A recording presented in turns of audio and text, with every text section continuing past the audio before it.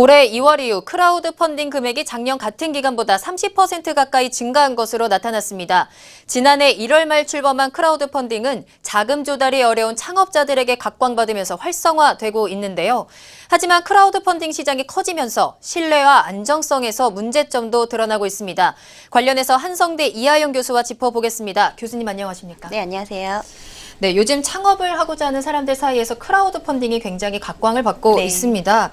뭐 아직 생소한 분들도 많으실 것 같은데 크라우드 펀딩에 대해서 자세히 설명 좀 부탁드릴게요. 네, 알겠습니다. 정부에서 이제 경제를 살려야겠다라는 그런 정책들이 많이 있어 왔는데요. 네. 이런 경제 살리기 일환으로 중소기업이나 이런 벤처기업 육성에 대한 관심이 많이 고조가 되고 있습니다. 네. 크라우드 펀딩도 아무래도 이 같은 맥락에서 만들어진 제도라고 볼 수가 있겠는데요. 네. 말 그대로 이 대중을 통한 이런 자금 조달을 해주겠다라는 제도라고 보시면 될 것 같습니다. 네네. 좋은 아이디어나 기술은 있는데 창업 자금은 부족하신 이런 창업주들에게는 자금을 조달할 수 있는 기회를 만들어주고요. 네. 또 마찬가지로 개인들 같은 경우에는 이 같은 좋은 기업이나 아이템에 대해서 투자를 할 수 있는 기회를 아울러 열어주는 그런 제도라고 볼 수가 있겠는데요. 네. 그렇기 때문에 일정한 요건을 갖춘 이런 플랫폼을 통해서 투자받기를 원하는 기업이나 이 아이템에 대한 정보를 제공하게 하고요. 네. 이것을 보고 개인들이 제공된 정보를 통해서 이제 분석을 하고 자신이 원하는 투자처에 대해서 투자를 할 수 있도록 그렇게 진행이 됐다라고 보시면 될 것 같은데요. 네. 요약해서 말씀을 드리자면 이 창업기업이 온라인 플랫폼을 통해서 다수의 투자자들에게 자금을 모집하는 것이라고 볼 수 있겠습니다.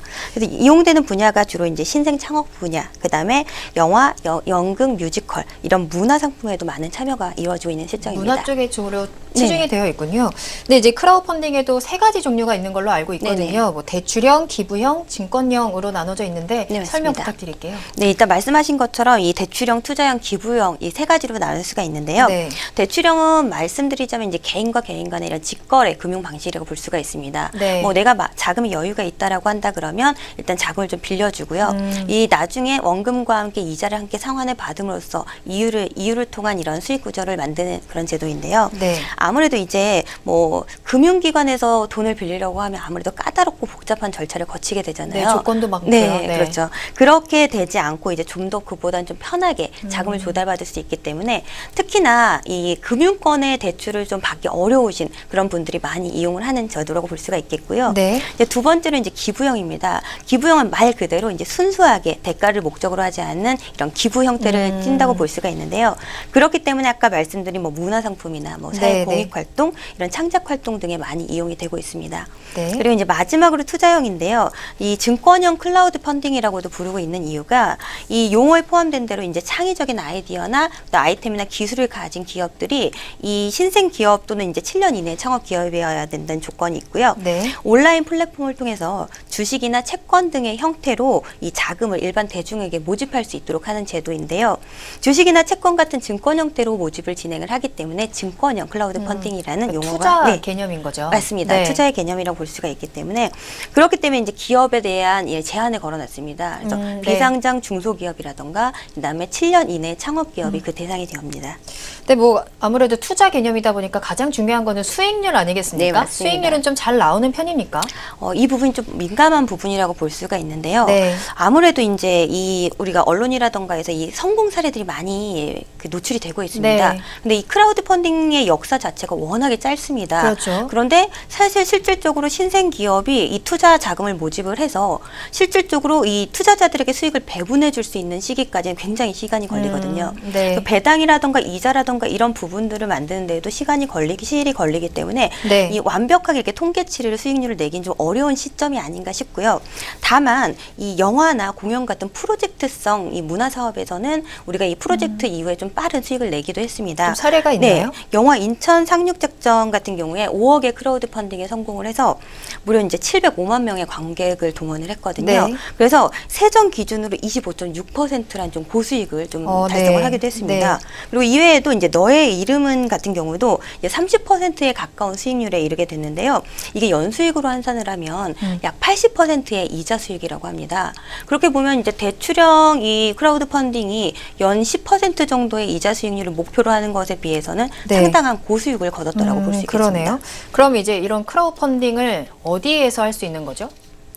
이 크라우드 펀딩 같은 경우에는요, 이 투자형 크라우드 펀딩 같은 경우에는 기본적으로 이 14개 업체가 지금 등록을 하고 있습니다. 네. 이 증권형 같은 경우에는 이 금융당국에 이 등록을 해야 되기 때문에 네. 이 업체에서 중개업자로 등록되어 있는 업체가 이 크라우드넷이라는 웹사이트를 통해서 누구나 쉽게 알아볼 수가 있습니다. 크라우드넷이요? 네. 그래서 이 웹사이트를 통해서 이제 중개업체를 조회를 해볼 수가 있고요.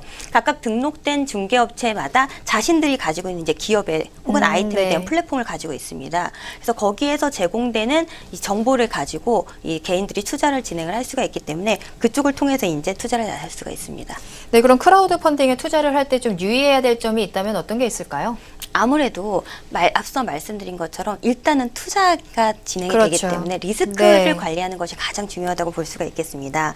아무래도 이제 신생 기업들이거든요. 신생 기업이나 문화 콘텐츠 혹은 아이템 등에 투자를 하는 것이기 때문에 그 같은 리스크에 대한 대비를 위해서 아무래도 이제 자신이 잘 아는 혹은 잘 알 수 있는 혹은 상대적으로 신뢰가 가는 플랫폼을 선택하는 것이 굉장히 네. 중요하다고 볼 수가 있겠는데요.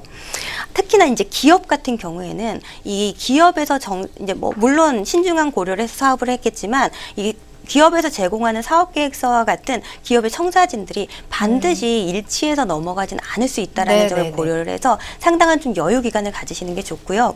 그다음에 이제 아무래도 투자이다 보니까 급한 자금으로 진행을 하는 거는 굉장히 실패를 많이 겪게 됩니다. 그래서 여유 자금으로 진행을 하는 것이 좋다라고 볼 수 있겠습니다. 네, 여기까지 듣겠습니다. 지금까지 이하영 교수와 크라우드 펀딩에 대해서 이야기 나눠봤습니다.